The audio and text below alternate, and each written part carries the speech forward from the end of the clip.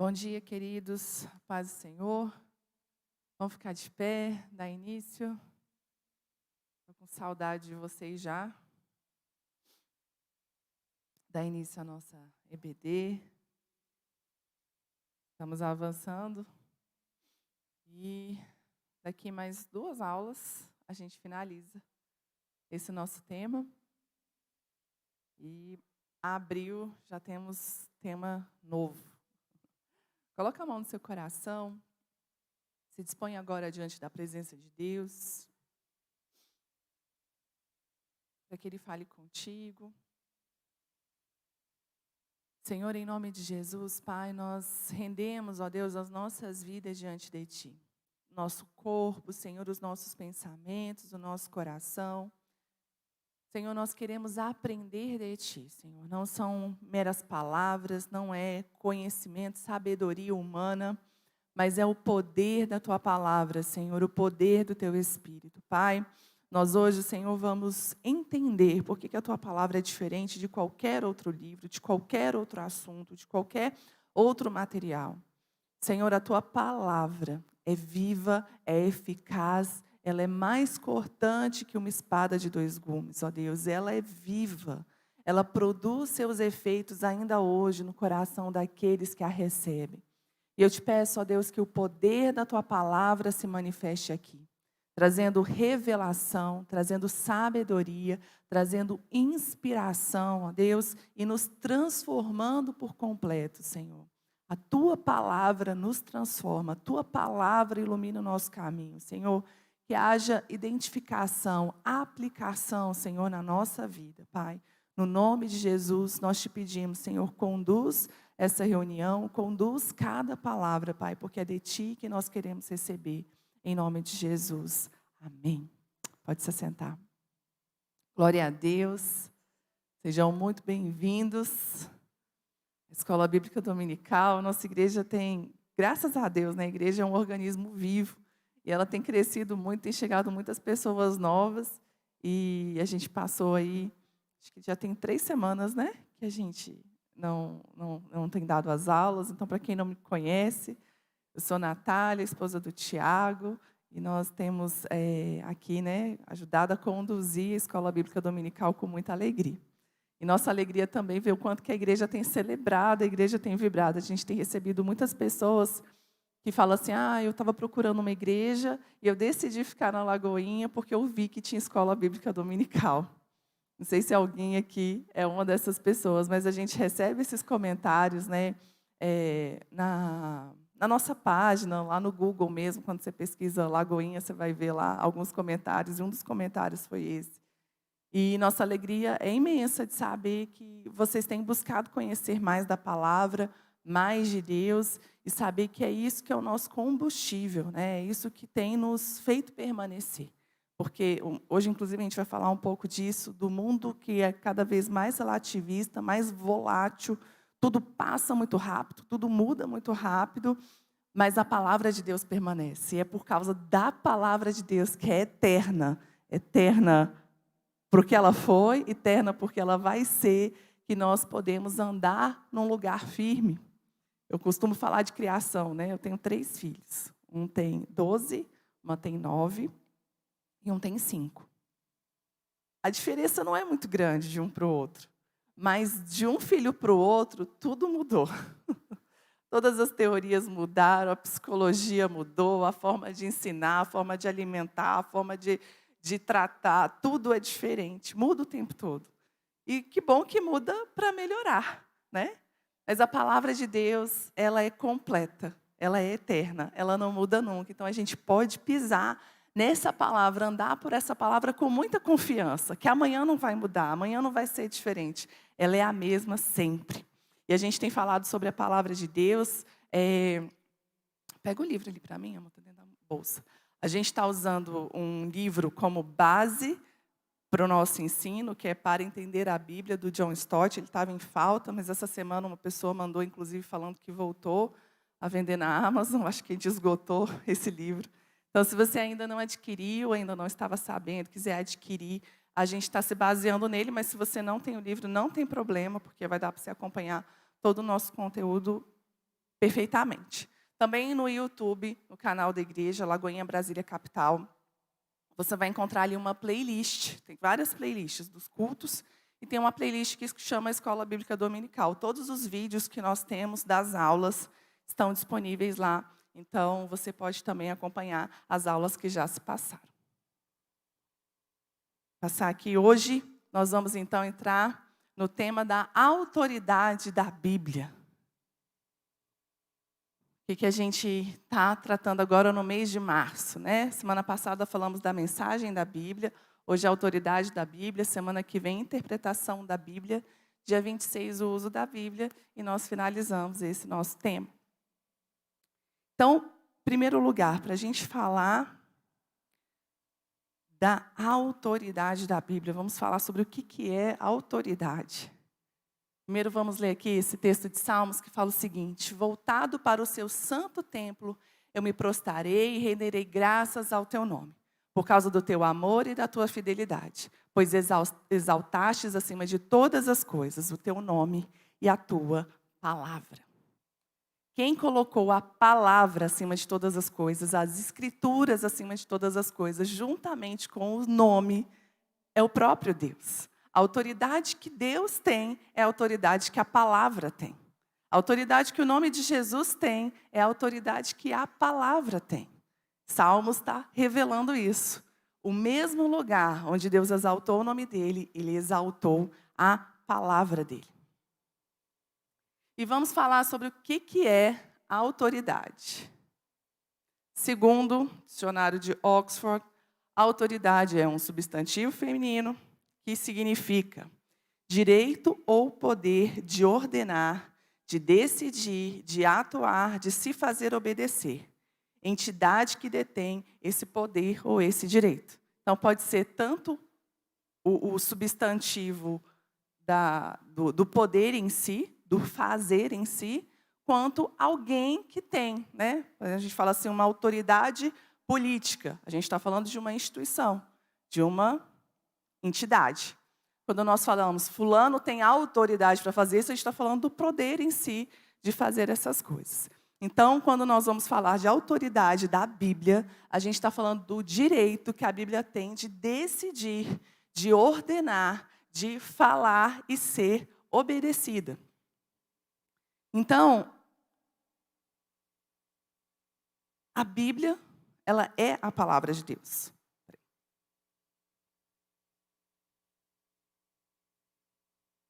A gente até levantou um debate em uma das nossas aulas aqui, falando se a Bíblia é a palavra de Deus ou se ela contém a palavra de Deus. Parece que é igual, mas é diferente.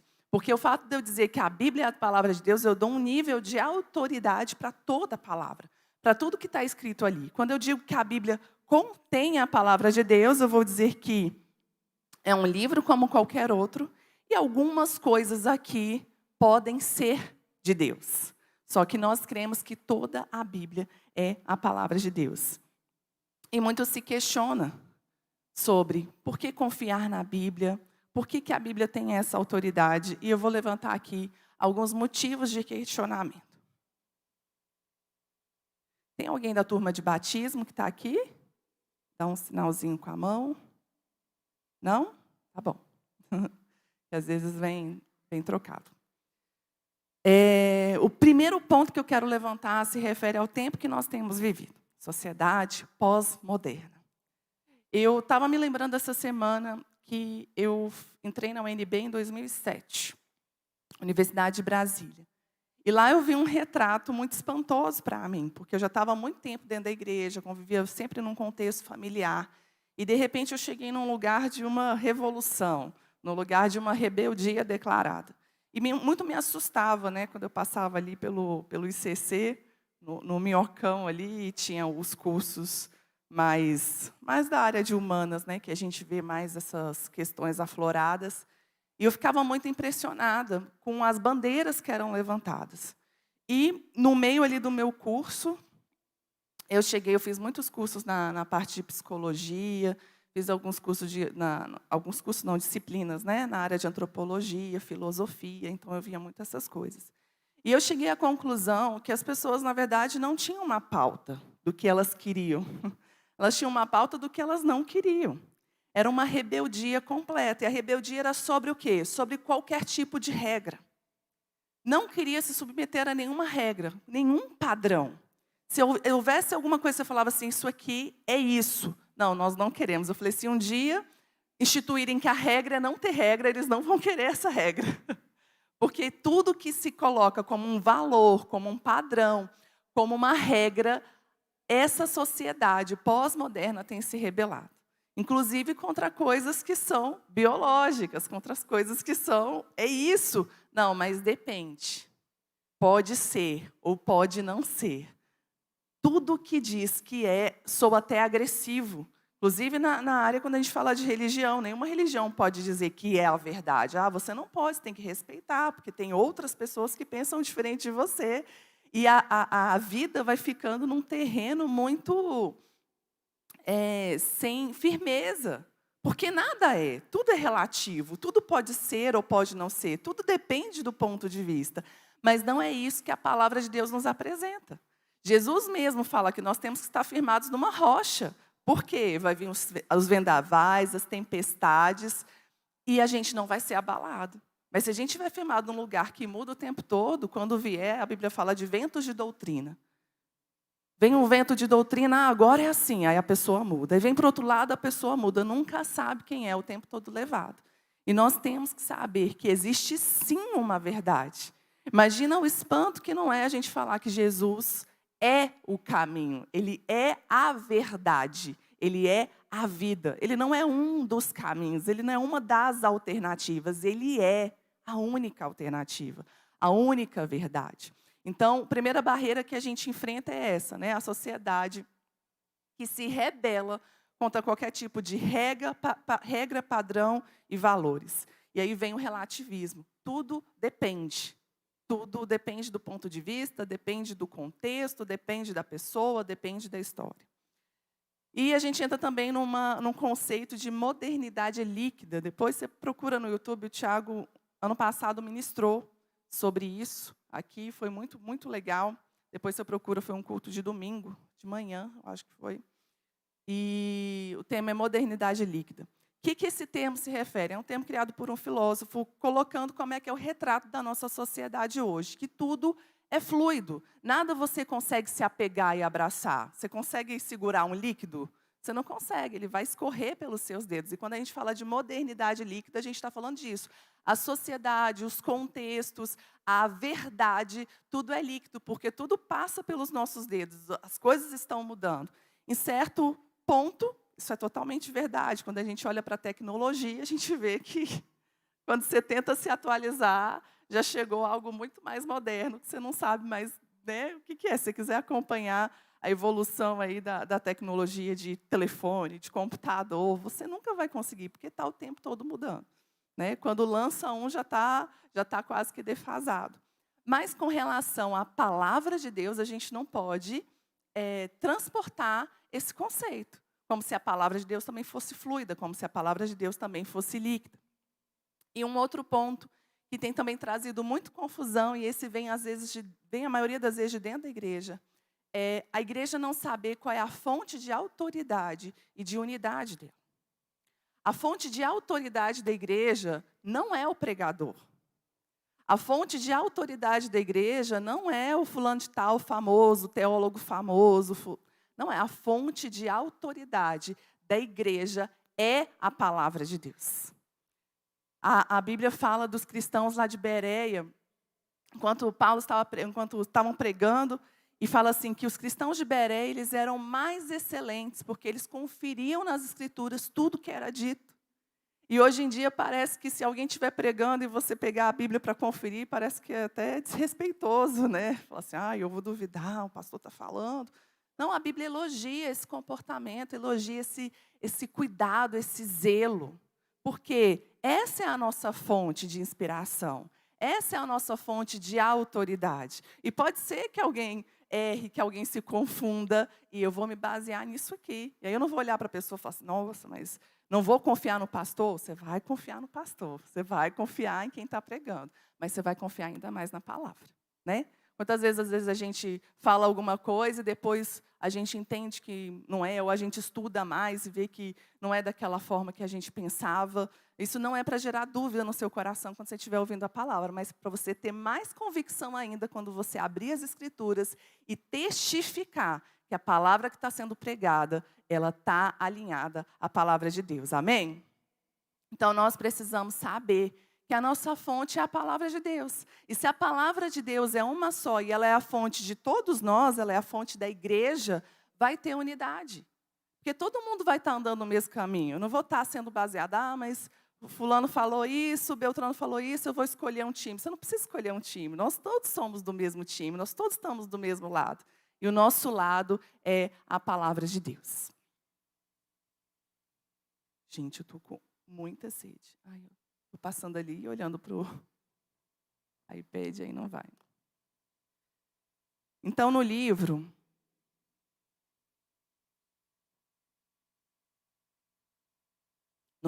antes de entrar nas questões da autoridade da palavra, né, ele vai falar sobre 3 definições a respeito da palavra de Deus.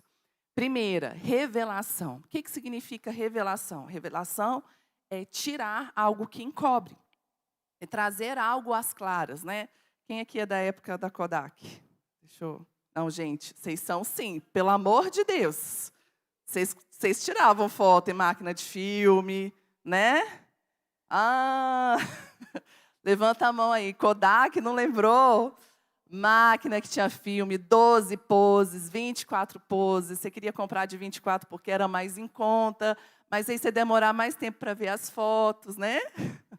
Aí, de repente, alguém abria a máquina antes do tempo, o que acontecia? Queimava todas as poses, você perdia todas as fotos.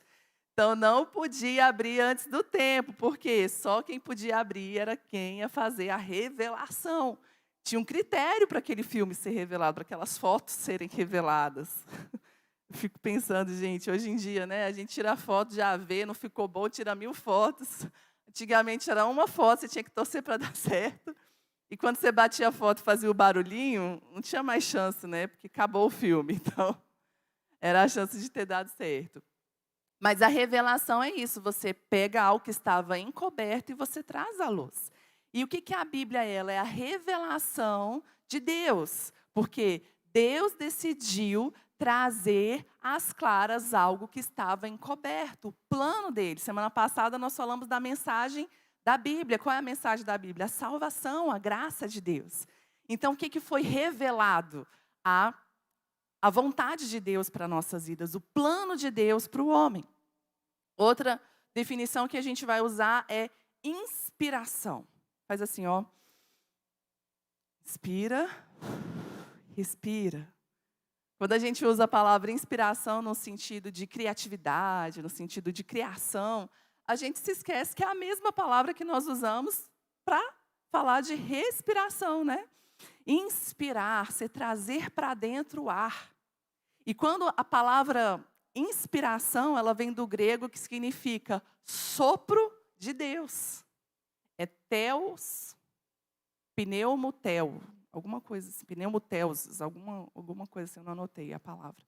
Mas vem de pneumo, que é sopro, que é ar, e tel, que é de Deus. Então, toda vez que a gente fala de inspiração, a gente está falando de um sopro de Deus. O que foi escrito na Bíblia foi o sopro de Deus, a voz de Deus para o homem. Quando Deus, vocês vão lembrar disso, quando Deus cria Adão lá no jardim, ele forma o homem do pó da terra, e o que ele faz finalmente? Ele sopra. Sopra nas narinas. No momento que Deus sopra no homem, sopra nas narinas de Adão e traz ali a vida, é um momento que Deus está compartilhando da natureza dele com o ser humano. Pode alguém ser formado no ventre e nascer sem o fôlego de vida? Pode. E não tem vida ali. Não tem a natureza de Deus ali. Porque, infelizmente, né, aquele serzinho ali nasceu sem o fôlego, sem o sopro. E quando Deus sopra em nós, Ele está compartilhando aquilo que está dentro dele. Pensa, você soprar em algo, você está compartilhando seu DNA, das suas eu ia falar bactérias, de tudo que há em você, você está compartilhando com quem está recebendo desse ar. Então, a inspiração é esse sopro de Deus, esse compartilhamento do que está em Deus para nós. E quando nós falamos que toda a Escritura ela é divinamente inspirada, a gente está falando que tudo que foi escrito foi um sopro de Deus para que aquela voz, aquela inspiração, né, aquela ideia fosse transferida para a escrita. E a autoridade são as palavras de Deus carregam a autoridade do próprio Deus. Alguém que tem autoridade, ela tem autoridade por causa de algo ou de alguém. E a Bíblia tem autoridade por causa de Deus, por causa do autor, por causa de quem a carrega. Falando de autoridade, queria até dar um exemplo, que a autoridade da palavra de Deus, ela está muito mais ligada a quem Deus é do que o que está escrito, né? A escrita, a letra em si, no livro. Porque nós olhamos a uma palavra, é a palavra do próprio Deus. Pensa o seguinte, sua avó te fala assim, come cenoura, porque cenoura faz bem para a vista. Sua avó não tem nenhum fundamental, tem a sabedoria popular, mas geralmente o que a gente faz? Fala assim, ai gente, mais uma superstição, né? Comer cenoura, o que cenoura tem a ver com visão? Ai, vó, besteira. Pode ser até que você aceite o conselho da sua avó por respeito, né? por carinho, por saber que ela tem a sabedoria dela popular. Mas, se chega um oftalmologista para você e fala, come cenoura, porque cenoura faz bem para a vista, não muda? Completamente. Você até evita de questionar, fala assim, cara, a pessoa estudou para isso. A pessoa tem autoridade para falar isso. Então, quando a gente falar de autoridade, vamos lembrar disso, de algo que carrega um peso do próprio Deus. A autoridade da Bíblia carrega o peso do próprio Deus para nos instruir e nos inspirar. E alguns pontos que nós vamos tratar sobre a escrita da palavra de Deus. O processo de inspiração de Deus não foi mecânico, não foi Deus falando com uma pessoa ditando e a pessoa escrevendo exatamente aquilo que Deus tinha ditado. A gente vai ver características nos livros da Bíblia, a gente vai ver características dos próprios autores. Jeremias, ele é conhecido como profeta chorão. Por quê? Algo da personalidade dele estava impresso naqueles livros. No livro de Jeremias e no livro de Lamentações de Jeremias. A gente vai ver características no livro de Oséias, a gente vai ver características no livro de Jó, a gente vai ver características nos livros que foram escritos pelo apóstolo Paulo. E eles foram divinamente inspirados, mas Deus não desprezou quem a pessoa era. Não desprezou o temperamento dela, não desprezou as experiências que ela tinha, não desprezou a história que ela tinha. Ali tudo se mistura. E a Bíblia, ela é a palavra de Deus escrita através de seres humanos. Então, é a palavra escrita por seres humanos, inspiradas por Deus. E nisso é como se fosse um canal de transmissão. Se tem alguma coisa nesse canal que está fluindo uma água, essa coisa vai vir junto. Só que isso que vem junto, essas características, elas não vão prejudicar a mensagem, que é o principal. Então, a gente vai ver João, o apóstolo, né? Discípulo do amor. Por quê? Você vai olhar para o livro de João, você vai ver com os olhos dele como ele via Jesus. Né? Então, Deus não despreza essa característica. A gente costuma falar disso como uma dupla autoria. É a palavra de Deus e a palavra de seres humanos juntas, mas a autoridade que carrega a autoridade de Deus. Quando a gente fala da lei, ora a Bíblia vai falar da lei de Moisés, e ora a Bíblia vai falar da lei do Senhor. E está falando da mesma coisa, mas às vezes vai personificar como aquele que transmitiu, que foi Moisés, inspirado pelo próprio Espírito de Deus. Outra coisa que nós vamos falar, que cada palavra da Bíblia, ela é verdadeira, totalmente verdadeira, dentro do seu conceito, do seu contexto. Essa frasezinha aí é para a gente decorar. Eu não sei quem é o autor, mas ela é muito dita. Texto fora de contexto é pretexto para heresia. Repete comigo. Fora de contexto é pretexto. Muitas seitas surgem de textos que foram tirados do contexto. De alguém que pegou a Bíblia, pensou uma parte ali, tomou aquilo como uma verdade absoluta e pode falar, está na Bíblia, mas não está completo, não está perfeito. Porque quando você tira do contexto, você gera prejuízos. Hoje em dia, então, o que a gente tem aí é tudo público, né? Tudo é gravado, a gente pode fazer cortes. Às vezes você pega a palestra de alguém, a palavra de alguém, você faz corte daquilo que a pessoa falou. Você pode deturpar completamente a mensagem, porque você pensou uma coisa totalmente fora de contexto. E a Bíblia também, às vezes, vai acontecer isso. Aquela história, não precisa levantar a mão, não. Quem já fez assim, ó, Senhor, fala comigo. E aí você vai e para em um texto qualquer. Funciona? Já funcionou. Funciona de vez em quando. É o ideal? Não é. E você pode pegar uma coisa completamente fora do contexto e querer interpretar que aquilo ali é Deus falando contigo. Estou falando que funciona às vezes por quê? Às vezes, quando a gente é novo convertido, Deus, né, entendendo ali o nosso nível de imaturidade, muitas vezes fala com a gente dessa forma. Eu não vou desprezar que já aconteceu. Deus já falou comigo assim. Mas ninguém quer um filho imaturo. Deus não quer filhos imaturos. Deus quer filhos que amadureçam. Quando a gente tem um filho bebê, ele chora, a gente faz tudo por ele. Né? Chorou, você vê se está molhada a fralda, vê se está com fome, dá mamadeira, vê se está com sono, vê se quer passear, vê se está com calor, tira a roupa, põe a roupa. Você faz tudo porque aquele bebê não sabe se comunicar, ele não tem maturidade para expressar as suas vontades e as suas necessidades. Só que aí você tem, de repente, um filho de 5 anos, ele começa a chorar. Você vai se comportar da mesma forma? Quer comida? Quer água? Você está com frio? Você está com vontade? Você quer passear? Você quer brincar? Você quer assistir televisão? Não, você vai falar o que você quer. Porque senão você vai crescer uma criança imatura.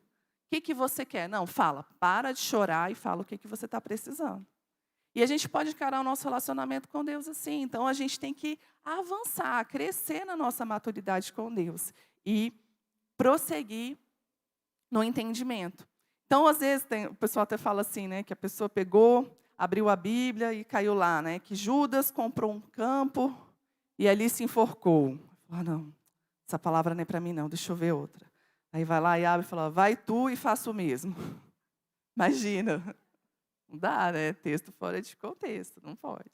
E muitas seitas são criadas dessa forma. Então, nós não podemos formular uma tese, uma afirmação ou elaborar um corpo de doutrina com textos isolados fora do contexto. O livro, inclusive, vai trazer um exemplo muito, muito interessante, que é sobre o livro de Jó. Meu filho, a primeira vez que ele foi ler o livro de Jó, ele leu, e eu falei, eu não vou falar nada, eu vou deixar. Aí ele leu, e falou assim, mãe, Jó estava falando um monte de coisa errada, não estava? Falei, estava, filho, estava.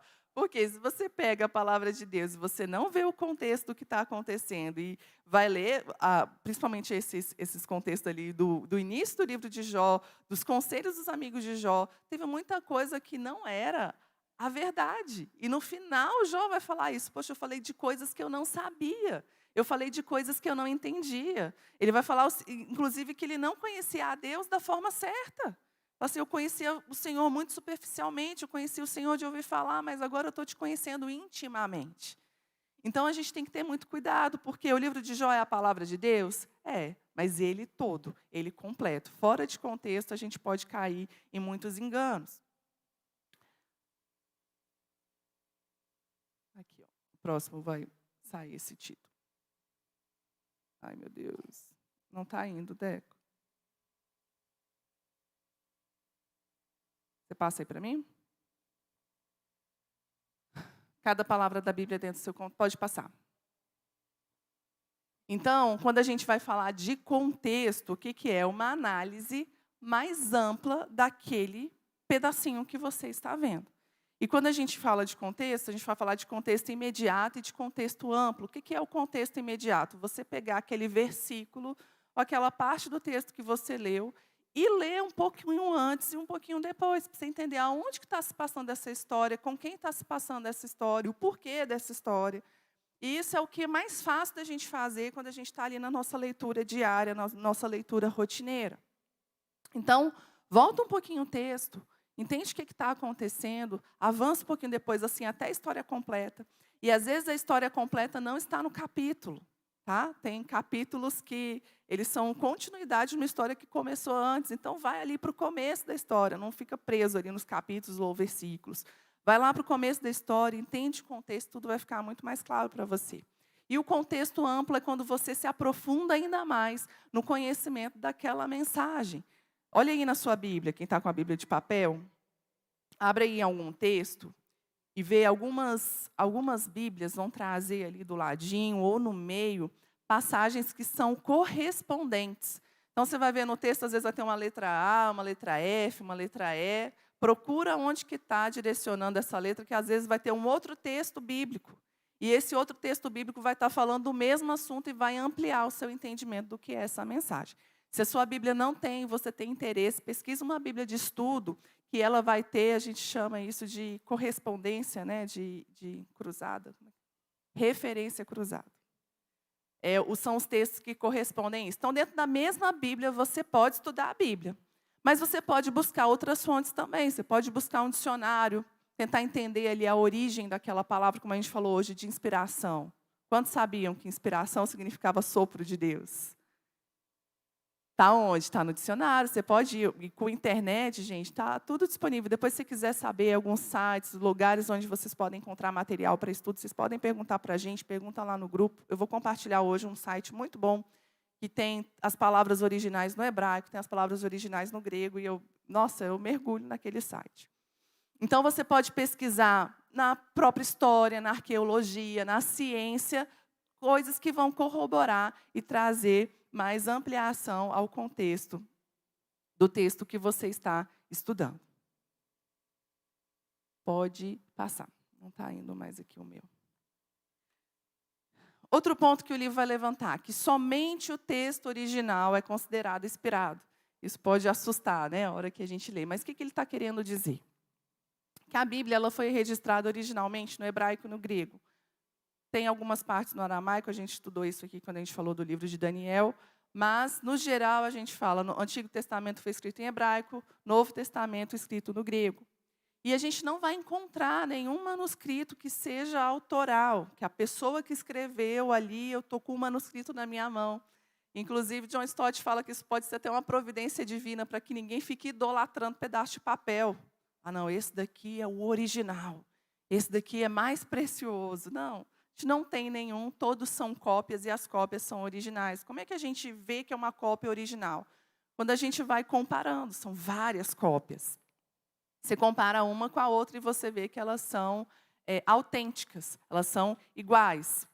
A gente fez a viagem, e, gente, o nosso sonho, acho que é montar uma caravana de Israel, só com vocês, da EBD. O povo que está estudando, está se aprofundando na palavra, vão para Israel. Amém? Quem quer ir para Israel? É muito bom a gente estudar aqui e depois ver lá na realidade. E a gente vai num lugar que chama um deserto de Curã, que é um lugar... Aí, ó, Iriel está chegando, da nossa caravana. E lá foi achado, a arqueologia achou, né, um lugar onde os essênios ficavam, era uma comunidade, onde tinham os escribas, e eles se dedicavam à cópia da Bíblia. E eles eram extremamente religiosos, inclusive eles viviam no deserto por conta dessa separação que eles tinham da sociedade. Eles acreditavam que a sociedade estava se perdendo, que a sociedade estava toda se corrompendo, se afastando de Deus. Então, eles iam para o deserto para viver uma vida completamente diferenciada. Inclusive, a história, a teologia acredita que João Batista fazia parte dessa comunidade. Porque a Bíblia fala o quê? Que o menino, quando ele cresceu, ele foi viver no deserto, ele foi criado no deserto. E o batismo, né, era um dos rituais que os essênios praticavam. E eles se dedicavam o dia todo a buscar a Deus e fazer as cópias das Escrituras. E o ritual que eles tinham de cópia era extremamente minucioso. E isso, pela graça de Deus, garantiu que as Escrituras chegassem até nós nos dias de hoje de forma muito guardada, muito preservada. Inclusive, quando eles iam escrever o nome de Deus, eles paravam, eles se lavavam, se purificavam, só para escrever lá a palavrinha, né? Yahvé.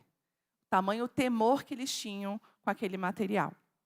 E uma curiosidade que apoia ainda mais, né, a veracidade, a autoridade da Bíblia, que há pouco mais de 70 anos, foi descoberta em uma das cavernas desse deserto, potes que tinham as escrituras dentro dele, copiado de mais de 1000 anos. E como é que como é que foram conservados? Porque é um lugar seco e estava dentro dos potes, né? Então, foi conservado dos animais e, como não é um ambiente úmido, foi conservada a deteriorização do tempo. Então, quando chegaram e compararam aqueles escritos muito antigos com os escritos que a gente tem hoje do Antigo Testamento, eles são idênticos. E essa é mais uma das questões que apoiam, confirmam a autoridade da palavra de Deus. Então, quando a gente fala que somente o texto original, a gente está querendo dizer o quê? Teve dúvida, teve conflito, corre para o original. Vai lá, vê qual é a palavra que surgiu, que saiu, porque às vezes na tradução as línguas são totalmente limitadas. Então a língua também vai se adequar com o contexto daquela cultura. E às vezes a tradução pode te dar uma ideia que não é a ideia do contexto original. Eu trouxe aqui, por exemplo, a palavra amor, do português. A gente traduz amor como amor. Mas no grego, amor, o amor que a gente traduz, às vezes tem 4 palavras diferentes. Né? A gente lembra daquela história de Jesus com Pedro. Pedro, tu me amas. Pedro, tu me amas. Pedro, tu me amas. 3 vezes Jesus falou tu me amas, mas foram 2 palavras diferentes que foram usadas. Amor na Bíblia, ora, vai ser amor ágape, que é o amor perfeito, é o amor de Deus. Ora, vai ser amor eros, quando fala de homem e mulher. Ora, vai ser amor filéu, que é o amor de amizade. Então, amor entre amigos. Quando Jesus fala com Pedro, Jesus está falando, Pedro, você me ágape, você me ama com esse amor intenso, profundo. E Pedro responde que, Senhor, você sabe que eu te filéu. O que é filéu? Eu gosto muito de você. Já teve aquela declaração de amor, eu te amo, e a pessoa responde, eu também gosto muito de você. Dá até um desânimo, né? Quebra o gelo, assim. Era mais ou menos isso que estava acontecendo ali com Jesus e Pedro. Só que quando a gente lê, Pedro, tu me amas? Sim, Senhor, eu te amo. Fica diferente. Então, às vezes, a tradução vai ter essa limitação. E o amor estorge é o amor de afinidade. Tá bom? Então, trouxe essa curiosidade aí para a gente se atentar à questão dos originais. Eu acho que é a bateria aqui que está mais fraca. Então, os argumentos, a gente falou os argumentos no início, né, que contestam a Bíblia. Agora vamos falar dos argumentos que são a favor da Bíblia. A própria Bíblia invoca a sua autoridade. Então, a Bíblia não é um livro que alguém leu, achou interessante, achou que tinha a ver com aquilo que ela acreditava e instituiu como uma regra de fé e prática. Olha só, esse livro é muito bom, a partir de hoje nós vamos adotar ele, nós vamos viver de acordo com aquilo que ele diz. Tem algumas seitas, algumas religiões que é exatamente isso. Existe um livro de autor de alguma pessoa, a autoria de alguma pessoa, e a Bíblia, inclusive, fica secundária. Aquele livro é a fonte de inspiração e a Bíblia fica secundária.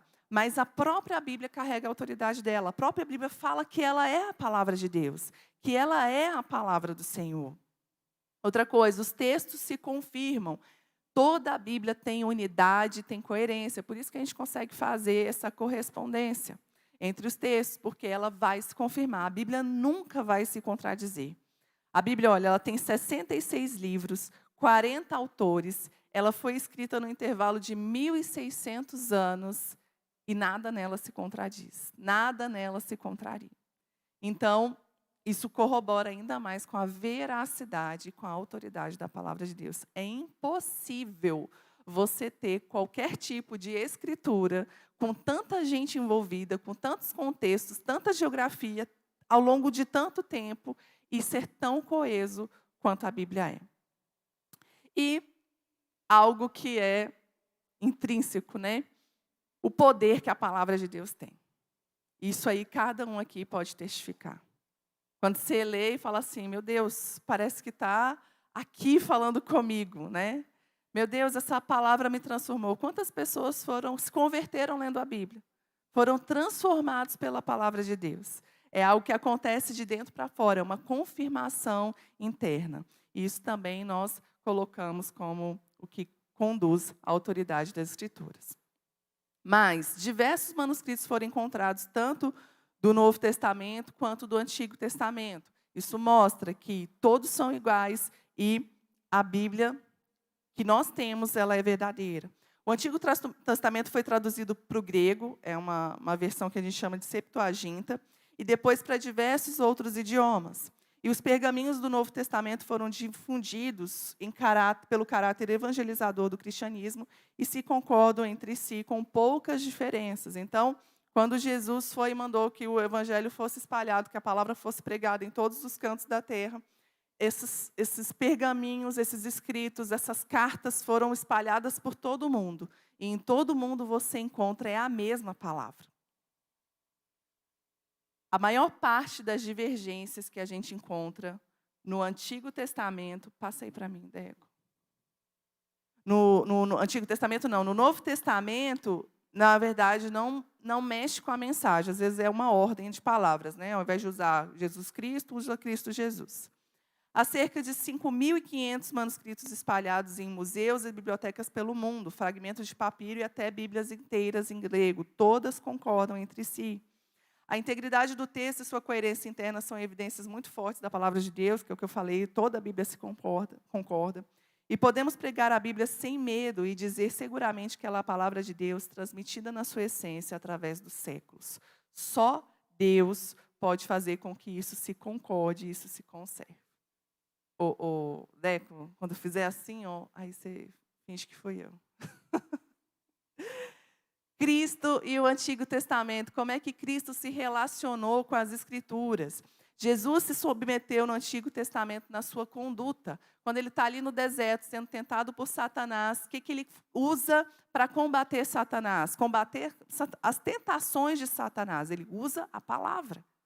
Satanás vem contra ele e ele fala, mas está escrito. E o que Jesus fala não é a respeito do diabo, é a respeito dele mesmo, como ele tem que se submeter a essa palavra. E são escritos do Antigo Testamento. Jesus se submeteu na sua missão às profecias do Antigo Testamento, mesmo quando era contrário, mesmo quando era desfavorável, mesmo quando isso implicar sofrimento, perseguição. Jesus submeteu a isso, porque ele sabia que estava escrito e sabia da autoridade das Escrituras. Jesus colocou as Escrituras como juiz sobre as controvérsias, quando havia conflitos de entendimento entre os escribas, né, os fariseus, os saduceus, a palavra de Deus que era o juiz. Não era a opinião de Jesus ou a opinião deles, mas a palavra de Deus que quem dava o crivo da verdade. Pode passar, Deco. Quando Jesus, lá no Sermão da Montanha, em Mateus 5, ele vai falar sobre vários pontos da lei, muita gente acha que Jesus estava mudando a lei. Porque Jesus fala assim, vocês ouviram o que foi dito, mas eu, porém, vos digo. Parece que Jesus estava falando alguma coisa contrária, mas, na verdade, não era isso que Jesus estava fazendo. Jesus estava trazendo à tona o real padrão, a real vontade da lei, que foi deturpada e corrompida ao longo dos anos por tantos religiosos. Aqui, Mateus 5. Ouviste o que foi dito aos antigos, não matarás, quem matar está sujeito a julgamento. Eu, porém, vos digo que todo aquele que sem motivo se irar contra o seu irmão está sujeito a julgamento. E quem proferiu um insulto a seu irmão estará sujeito ao julgamento do tribunal. Ele está falando assim, o que disseram, o que passaram para vocês a respeito da lei? Que só o homicídio consumado é um pecado. Mas Jesus falou o seguinte, não, quando você se ira contra uma pessoa, você já matou essa pessoa no seu coração. Então, o princípio da lei não é você ter só um comportamento externo, mas dentro de você ser transformado. Depois, a gente fez um estudo sobre a lei e a graça. Tem um estudo que fala o seguinte, a graça na lei, uma das nossas aulas. Procura lá no YouTube, a gente passou por Mateus 5 inteiro, mostrando o que de fato Jesus estava querendo ensinar. E no final Jesus fala o seguinte, não pense que eu vim para abolir as leis e os profetas, eu não vim para abolir, mas para cumprir. Na NTLH, eles colocaram a tradução seguinte, eu não vim para acabar com a lei, mas eu vim para dar a ela um sentido completo. Ele veio para mostrar de fato o que a lei estava fazendo. Então, Jesus, em toda a sua conduta, ele nunca contrariou ou se rebelou contra as Escrituras, contra ali a lei no Antigo Testamento. Jesus, Cristo, né, e o Novo Testamento. Quando Jesus estava aqui na Terra, o Novo Testamento não estava escrito. Ele foi escrito depois. Então, como Jesus testifica da veracidade do Novo Testamento? Lá em Lucas 6, 12, 13, fala de como é que foi a escolha dos apóstolos, dos discípulos de Jesus. Jesus tinha muitos discípulos. A gente vai ver ora falando de 12, ora falando de 70, ora falando de uma grande multidão de discípulos, mas apóstolos Jesus só tinha 12. Lá em Lucas, no capítulo 6, vocês vão ver isso. E fala que Jesus passou uma noite inteira de oração, uma noite inteira de busca, e quando ele findou ali aquele tempo, foi quando ele saiu e foi fazer a escolha dos seus apóstolos. Lá em Lucas vai falar de apóstolos. E, de alguma forma, isso já estava sendo escolhido para que essas pessoas pudessem dar continuidade ao ministério de Jesus e registrar tudo aquilo que estava sendo feito. Então, os textos canônicos foram feitos por apóstolos ou pelos discípulos dos apóstolos. Os apóstolos sempre foram pessoas que testificaram, que foram testemunhas do ministério de Jesus. Ah, mas e o apóstolo Paulo? O apóstolo Paulo não viu. O apóstolo Paulo não conviveu com Jesus. Mas ele teve um encontro pessoal com Jesus ali no momento da conversão dele. E não só isso, isso foi testificado pelos apóstolos, os que estavam com Jesus, que conviveram com Jesus. Então, por isso, essa autoridade de Paulo também é considerada. E Marcos, né, era discípulo de Pedro, e Lucas era discípulo de Paulo. Então, foram pessoas também foram atestadas para poder estar escrevendo ali sobre a palavra. Pode passar. Falar um pouquinho aqui de hermenêutica e exegese. Na semana que vem a gente vai falar mais sobre isso, quando vamos falar da interpretação da Bíblia. A hermenêutica e a exegese se relacionam como a teoria se relaciona com a prática, de modo que um é ciência e outro é a arte. Mas semana que vem vamos falar mais a respeito disso. Por último, eu queria passar para vocês um vídeo que é de um professor, pastor, teólogo, muito respeitado, chama o Luiz Saião. É uma pessoa que a gente tem visto assim muita profundidade na palavra de Deus.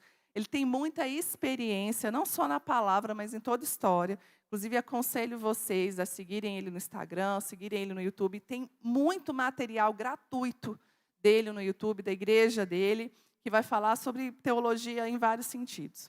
Ele foi um dos responsáveis por traduzir a Bíblia NVI. Quem tem essa tradução? É a tradução que eu mais gosto, Nova Versão Internacional.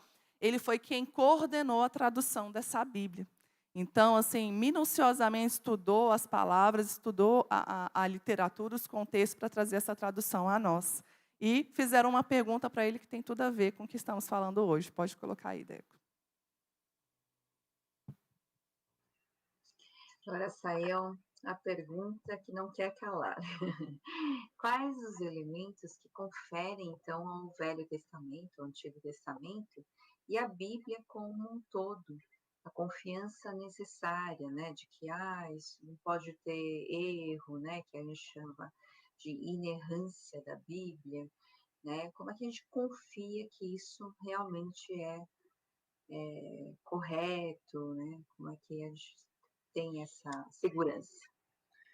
Existe uma série de elementos, Suzy, que aparecem nessa situação e que tem muito a nos dizer aí a respeito do que está envolvido nisso, né? Então, eu poderia aqui apresentar um resumo, né, do que temos nessa realidade sobre a Bíblia, né? Primeiro, chama a atenção o fato de que a Bíblia tinha uma série de informações, de referências que anteriormente eram questionadas demais, dizendo isso nunca aconteceu, isso é bobagem, isso é invenção, e hoje, com todo o estudo que a arqueologia, que a gente tem, confirma cada vez mais a legitimidade. Não tem nenhum livro como a Bíblia nessa situação. Segundo, É interessante a maneira como o texto bíblico se apresenta, né? Os autores que escrevem, eles escrevem como? Eles dizem: olha, assim diz o Senhor. Olha, eu sou o profeta, eu nem queria estar aqui, Deus me chamou. No Novo Testamento você tem a frase, né? Essa palavra é fiel e digna de toda aceitação. Quer dizer, o texto bíblico chama a responsabilidade para si. E ele se apresenta como autoridade ao ponto de dizer: olha, essas palavras são tão sérias que a não aceitação delas incorre em prejuízo para a vida das pessoas. E, além disso, a Bíblia pede para a gente provar essa palavra, ela pede para a gente verificar os fatos, ela pede para você vir e arrazoar para ver se elas são assim. E, continuando, a Bíblia tem uma série de profecias, de palavras, né, sobre realidades, entre elas algumas de referência ao futuro e que tem se confirmado e tem acontecido. Mas uma coisa muito impressionante e significativa é como a Bíblia permanece até hoje o livro mais lido da história humana. Então, como é que você tem um livro que tem pelo menos uns 40 autores diferentes, escritos numa época que não tem nada a ver, que consegue, ao mesmo tempo, falar no coração do indivíduo que mora no interior da floresta amazônica, o sujeito que faz doutorado na Suíça, o outro que mora no interior da China, na África, no Brasil? Como é que pode? E o poder do texto é um negócio impressionante, quer dizer, em qualquer época, em qualquer classe social, em qualquer povo, a Bíblia encontra um espaço poderosíssimo. Além disso, a Bíblia tem uma mensagem, apesar da diversidade, ela mostra muito essa questão da graça divina, salvadora e redentora atravessando a história. E o impressionante é a transformação da vida de pessoas por causa da mensagem bíblica. Não é só questão de manuscritos, de história, quer dizer, por que um indivíduo que estava totalmente sem esperança, atingido por essa mensagem, passa por uma transformação? E olhando para a história humana, nenhum outro documento da antiguidade foi tão bem preservado como a Bíblia. E olhando para a história, você vai ver que existe uma série de elementos que construíram a civilização, principalmente a civilização ocidental. E quando você vai examinar os sábios preceitos bíblicos que foram levados a sério, né, inicialmente na história da Europa, depois com força na história da Europa do Centro e do Norte, depois nas Américas, na Ásia. Um exemplo mesmo é o impacto da Bíblia na história da Coreia recente, até mesmo na história do Brasil, né? Nenhum ambiente você vê uma coisa semelhante, né? Ou seja, falando em literatura, especialmente ligada ao sagrado, não tem para ninguém. A Bíblia é um livro incomparável na sua sabedoria, no seu impacto, né? O livro mais significativo de toda a história humana.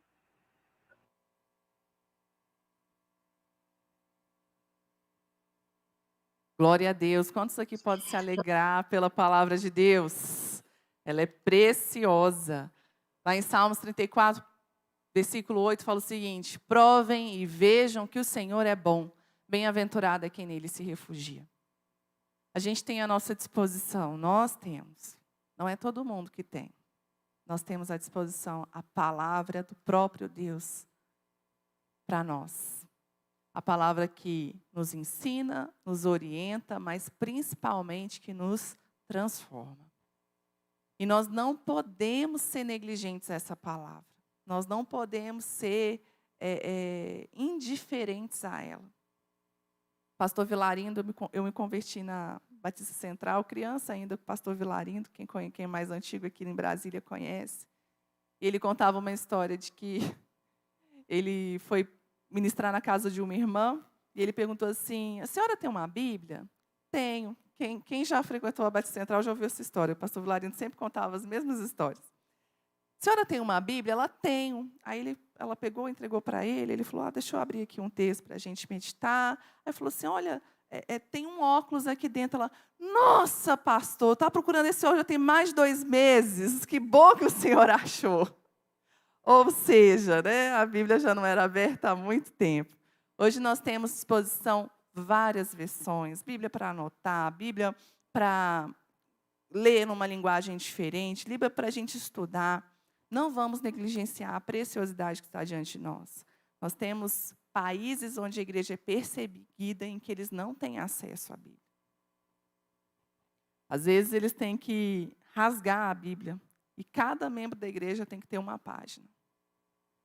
E cada membro da igreja, às vezes, decora aquela página, para que, no dia da ministração, a Bíblia possa estar ali, viva dentro de cada um. Não vamos negligenciar, não vamos abandonar. A tia do Tiago conta uma história que um pastor amigo deles foi ministrar num desses países perseguidos, que não tinha muito acesso à palavra de Deus, e ele pediu para eles estudarem o livro de Ruth, que ele ia ministrar esses dias a respeito do livro de Ruth. Falou assim, olha, já avisa para a igreja antes e tudo, porque a gente vai trabalhar esse tema. E no dia que ele chegou, não tinha ninguém com a Bíblia na mão. Ele achou aquilo um desrespeito. Falou assim, poxa, eu venho de longe, estou dedicando o meu tempo aqui, não tem ninguém com a Bíblia. E ele foi questionar o pastor daquela igreja. O pastor falou assim, pastor, é porque nós não temos Bíblias aqui. Na verdade, nós temos apenas uma Bíblia. E essa única Bíblia foi emprestada, rodiziada entre os membros da igreja. E os membros decoraram o que está escrito nela para que pudessem acompanhar aqui a mensagem. Às vezes a gente não valoriza porque está fácil. Mas entendam o tesouro e a preciosidade que nós temos a palavra de Deus. Ande com ela, guarde ela no seu coração, medite, estude, porque é isso daqui que vai nos dar a vida. Amém? Pode se levantar, pode passar aí o próximo slide, que tem as nossas tarefas para a semana que vem. Ler o capítulo 7 do livro, que vai ser o tema da semana que vem, e a nossa perguntinha básica do Instagram. Nosso Instagram não saiu aqui, mas é EBD Lagoinha Brasília Capital. Tudo junto. Você pode digitar ali no Instagram, começar a seguir a gente. E nós vamos abrir uma caixinha de perguntas lá para que você possa perguntar e a gente trazer esse tema aqui e responder lá também para você. Amém? Quem está com a sua Bíblia, pega a sua Bíblia, abraça a sua Bíblia. Se você não está com a sua Bíblia, põe a mão no seu coração. Quando chegar em casa, você dá um abraço na sua Bíblia. E comece a agradecer a Deus pela oportunidade que você tem de ter essa palavra. Peça perdão pelas vezes que você negligenciou, pelas vezes que você desprezou, pelas vezes que você esqueceu. Mas faça um compromisso com Deus de que a partir de hoje você vai estudar a palavra, você vai buscar ao Senhor por meio da sua palavra. Senhor, no nome de Jesus, nós queremos te agradecer pela oportunidade que temos, ó Deus, de ouvir a tua voz. Senhor, a oportunidade que temos de aprender de ti, aprender de tudo aquilo que o Senhor deixou registrado para nós. Senhor, em nome de Jesus, eu te peço que o Senhor levante um novo tempo sobre cada pessoa que está aqui. Gera, Senhor, um desejo profundo por te conhecer, um desejo profundo por conhecer a tua palavra, fome e sede de ti, Senhor. Que seja gerado, Senhor, um desconforto no coração, Senhor, cada vez que nós passarmos um dia sem meditar nas tuas escrituras, Pai. E que essa palavra salte aos nossos olhos, que essa palavra atinja o nosso coração como uma flecha, gerando vida e transformação dentro de nós, dentro da nossa casa e nos lugares que nós estivermos. No nome de Jesus, Pai, nós te agradecemos. Amém. Glória a Deus, Deus abençoe vocês. Até semana que vem, né? Nós vamos continuar agora, 10h15 iniciamos o nosso culto. Você pode tirar um tempinho aí para beber uma água e ir ao banheiro. Daqui a pouco nós vamos iniciar a nossa reunião. Deus te abençoe.